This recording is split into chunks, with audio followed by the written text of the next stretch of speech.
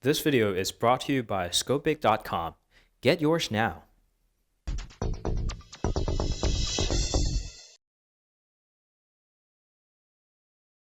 Hey guys, welcome back. This is Phil from Untitled.com, and today we're going to take a look at the Huawei Mate 9 Pro.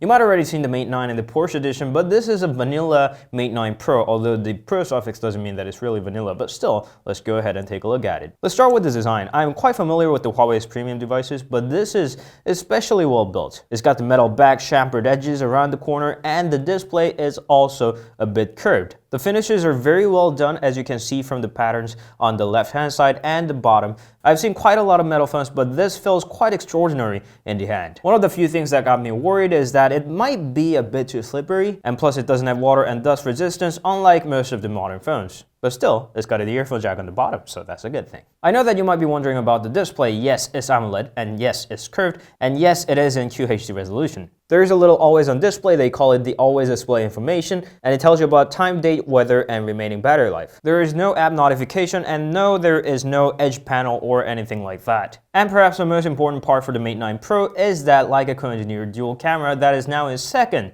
generation. And to make things simple, they made it even better. You can slide from the left side to set the photo profiles. You can set in monochrome, beauty, night shot, and you can download more. I've downloaded Good Food, Gourmet, and Object Recognition, and they work pretty well. And there is that aperture control. Thanks to the dual camera, you can switch from f0.95 to f16, which it morphs via software to give you the different depth of field. There are color profile options starting from standard, vivid, and smooth colors. And as I mentioned, you can take a photo only with the monochrome sensor, and there are just a lot of details in that photo. There, of course, is a Pro mode, so you can switch the ISO, shutter speed, exposure, focus, and white balance. And the camera itself is just way too fun to play with. First in Huawei devices now has a UHD 4K recording, and now even the selfie cam comes with the autofocus. Next up is the audio. They had the stereo speakers starting from the P9 Plus, and the Mate 9 Pro has the same speaker here. There's a speaker on the bottom which sounds great already, and also the earpiece works as a speaker. With the Stereo Plus option turned on when you're holding your phone portrait,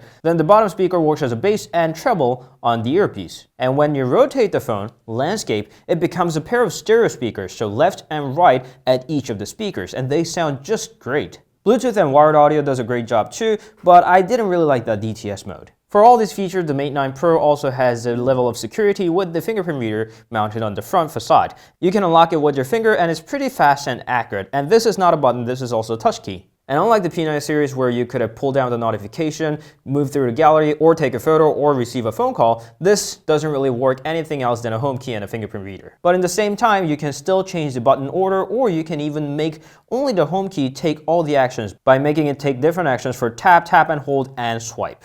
And unfortunately, the Mate 9 Pro does not have the pressure-sensitive display, so pressing hard on that gallery isn't really going to give you anything. The system interface is where it changed the most. Now it's based on Android Nougat, so you can pull from the left side to get to the menu screen, or you can double tap on the multitasking key to quickly go back to the app that you were on, or you can tap and hold on that multitasking key to open up a multi-screen.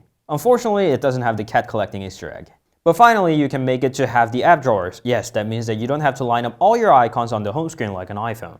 And the notification bar finally shows the icon that it intends to show you, instead of the app icons themselves. And now the notification panel is not divided into two parts. The system icons are now a lot bigger, and thanks to the infrared port on the top, there is remote controller for your telly. That permission control is still a bit strict, and while the interface is cleaner and brighter, it lacks that elegance that last generation of EMUI had. Running all these cool features behind is the in-house built Q960 processor. The CPU has got a boost, and the GPU's got a mega boost. Now you can finally run the advanced 3D games with the Kirin processor. Overall, this guy is a genuine powerhouse, aside from the unfortunate fact that it doesn't have the microSD card expansion. But the performance comes at a cost, or does it? It has a 4000 mAh battery, which is aided by the Huawei Supercharge. It charges via 4.5A of the proprietary charger. It charges really fast. The screen on time lasts about 6 hours, which is amazing because 6 to 7 hours of screen on time on my own battery testing is usually seen with the lower performance handsets like the Galaxy A7 or at max Snapdragon 652 enabled devices like the Galaxy A9